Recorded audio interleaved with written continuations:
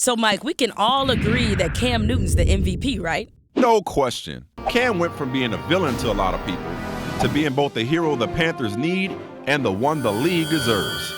First player in history to throw for at least 30 touchdowns and run for at least 10 in a single season. That's a whole lot of chances to dab on them folks. Look, I can see why Cam relates to Superman, besides the fact that Batman isn't really a superhero. Jamel, please don't do this. Just saying, he single-handedly turned the Panthers into the league's highest-scoring offense with a bunch of Clark Kents at wide receiver. Look, you know I've always caped up for Cam.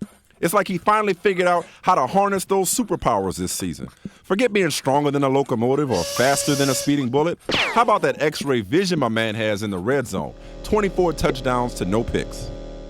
And deficits aren't even kryptonite to Cam. His 4-game winning drives are tied for the most in the NFL. With Cam, his sidekick Greg Olsen, and that defense, the Super Bowl is the Panthers to lose. Slow down. Super Bowl tends to turn into doomsday for MVPs, you know. Only 6 of the last 16 even made it, and they all lost.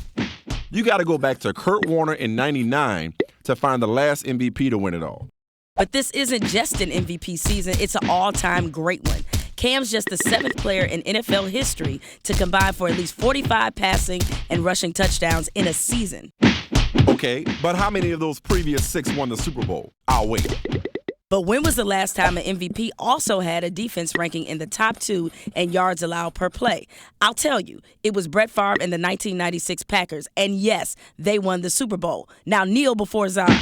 All right, you got me. I get it. It's kind of like Carolina has formed its own Justice League around the most valuable player in the league. Go ahead and take a bow, Cam. Dab on them folks.